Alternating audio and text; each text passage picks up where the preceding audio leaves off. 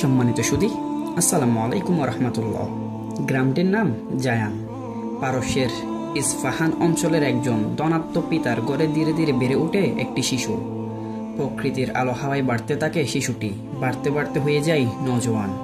রাজপুত্রের মতো সুন্দর ফুটফুটে নওজোয়ানকে সবচেয়ে ভালোবাসেন তার পিতা। তিনি গ্রামের সর্দার, একমাত্র পুত্র, তার নয়নের মণি, কলিজার টুকরা। পিতা চান না ছেলের অমঙ্গল, চান না কোনো রকম বিপদ তার ছেলেকে স্পর্শ করুক।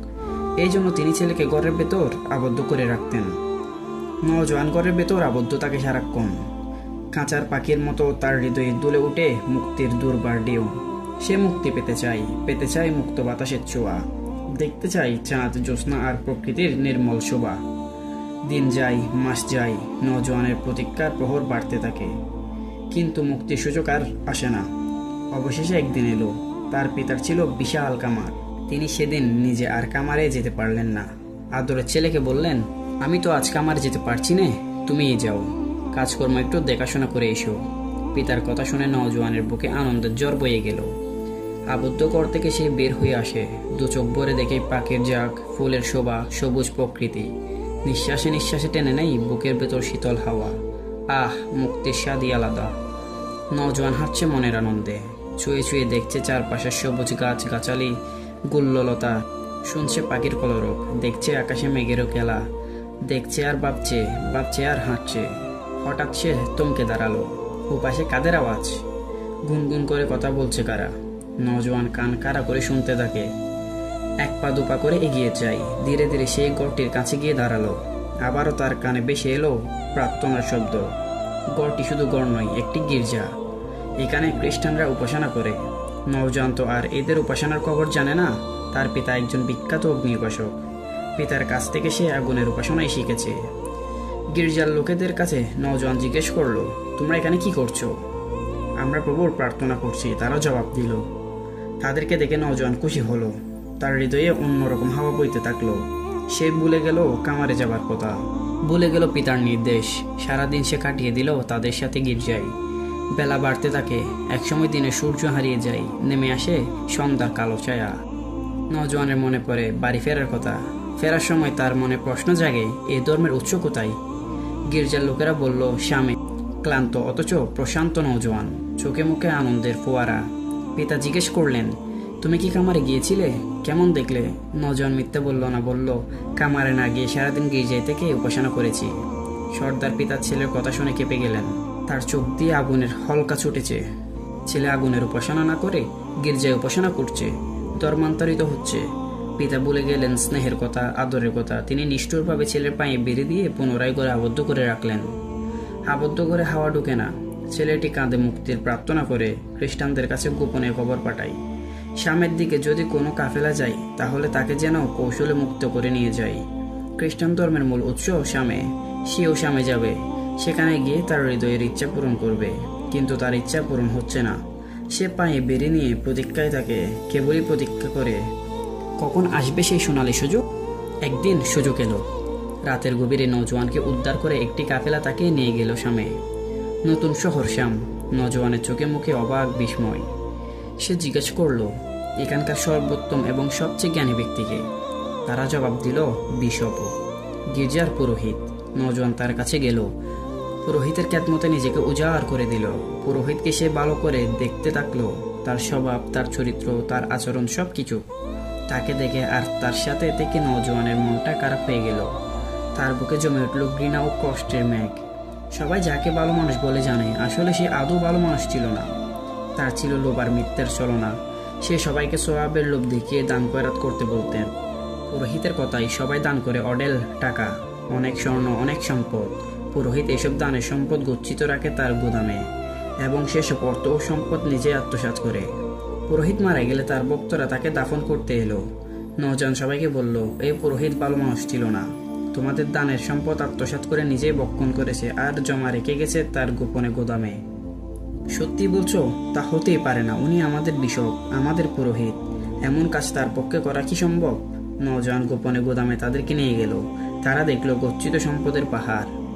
এমন বন্ড তাপসকে কি দাফন করা যায়? তারা তাদের বিশপের লাশকে ঘৃণায় আর ক্ষোভে শুলে বিদ্ধ করে ঝুলিয়ে রাখলো। মানুষেরা দেখুক বন্ডামের এবং পাপের কি সাজা। বন্ড বিশপের মৃত্যুর পর এলো আর একজন বিশপ। নওজোয়ান তার সেবা করা শুরু করলো। বিশপের মৃত্যুর সময় সে জিজ্ঞাসা করলো, আপনার মৃত্যুর পর আমি আর কার কাছে যেতে পারি? কে সবচেয়ে সত্যবাদী পুরুষ, বেশি ধর্মভীরু?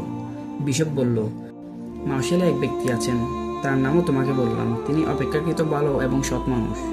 তুমি তার কাছে যেতে পারো। বিশপের মৃত্যুর পর নওজোয়ান মার্শেল গেল, খুঁজে বের করলো লোকটিকে। তাকে দেখে নওজোয়ানের ভালো লাগলো। শ্রদ্ধা করার মতো ব্যক্তি বটে, কিন্তু তিনি অনেক বৃদ্ধ হয়ে গেছেন। নওজোয়ান তাকে মন প্রাণ দিয়ে সেবা করে। একদিন বৃদ্ধের মৃত্যুর সময় উপস্থিত হলো। নওজোয়ান কেঁদে ফেলল, এবার আমি কার কাছে যাব? বৃদ্ধ দুঃখ ভরা হৃদয়ে বললেন, তোমার সত্য সন্ধানের নেশা আমাকে মুগ্ধ করেছে যুবক। তোমার মতো এত ভালো উৎসাহী ব্যক্তি আমি আর পাইনি। নসিব মন্দ, আমি বিদায় নিচ্ছি। আমরা যে বিশ্বাসের উপর অটল ছিলাম, এখন আর তেমন কোনো সত্য পুরুষ এ ধর্মে নেই। তবু তুমি আমার মৃত্যুর পর নাসিবিনে যেতে পারো। সেখানে এক ব্যক্তি আছেন, এই নামের লোকটির কাছে তুমি থাকতে পারো। বৃদ্ধের মৃত্যুর পর নওজোয়ান সত্য সন্ধানে পুনরায় যাত্রা করে নাসিবিনের দিকে। বহু কষ্ট করে সে পৌঁছলো সেখানে, খুঁজে বের করলো তাকে। অল্প দিনের মধ্যে তিনিও মৃত্যুমুখে পতিত হলেন। নওজোয়ান বলল, এবার আমি কার কাছে যাব? তিনি বললেন, আম্মুরিয়াতে এক ব্যক্তি আছেন, তুমি তার কাছে যেতে পারো। নওজোয়ান আম্মুরিয়ার সেই ধার্মিকের কাছে গেল। নওজোয়ানের মুখে তার অতীতের ত্যাগ এবং সত্য সন্ধানের কথা শুনে তিনি খুব খুশি হলেন। তাকে কিছু গরু এবং ছাগল প্রদান করলেন।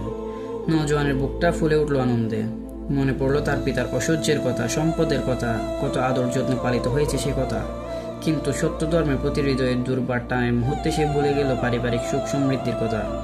নওজোয়ান হৃদয় মন্ডলে দিয়ে সেবা করে যায় বৃদ্ধকে। কিন্তু বার্ধক্যের তো আর কোনো ওষুধ হয় না, মৃত্যুকে তো কেউ আর ফেরাতে পারে না।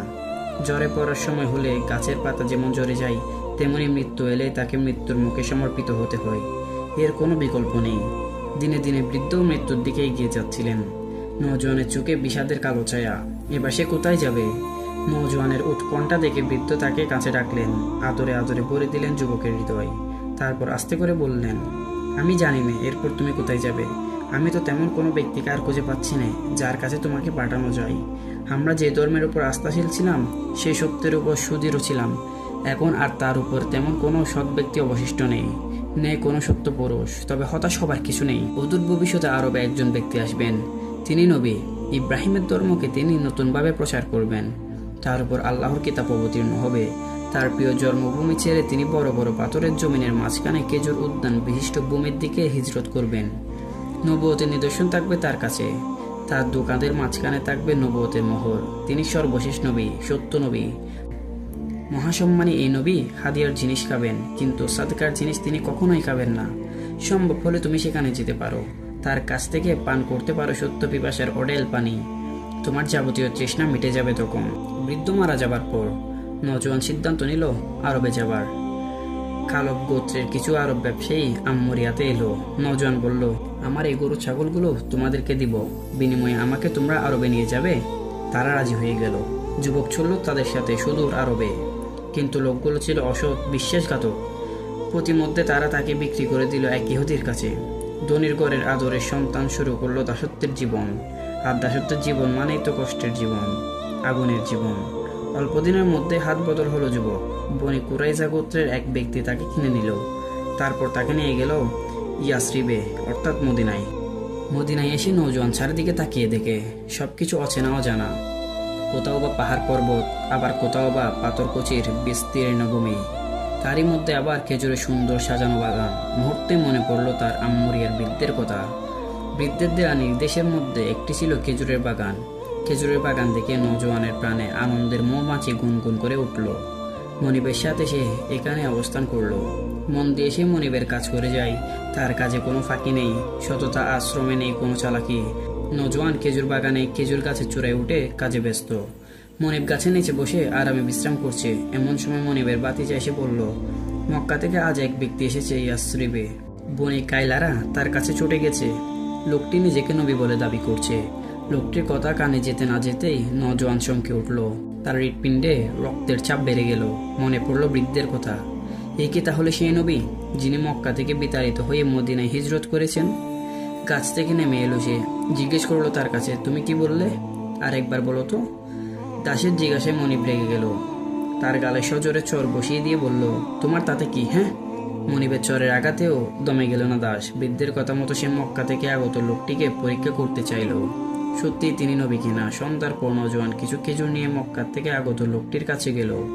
খেজুরগুলো তাকে দিয়ে বলল, শুনেছি আপনি পুণ্যবান ব্যক্তি, আমার কাছে কিছু সৎকার জন্য খেজুর আছে, এগুলি আপনি গ্রহণ করুন।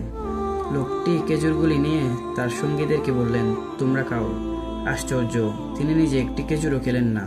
নওজোয়ান প্রথম পরীক্ষায় সত্যের সাফল্যে আনন্দিত হলো। তার বিশ্বাসের ভিত্তি শক্ত হয়ে উঠল। ইনি সত্যি সেই নবী যার কথা বৃদ্ধ আমাকে বলেছিলেন।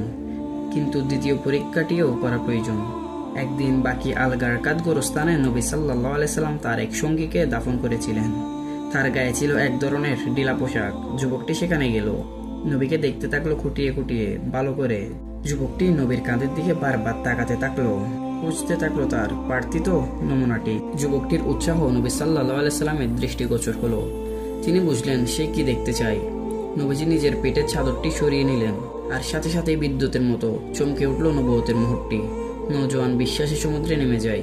আনন্দে দিশেহারা হয়ে সে নবীজির মুহূর্তটি চুমুতে চুমুতে ভরে দেয়। তার দু চোখে বেয়ে পানি ঝরছে।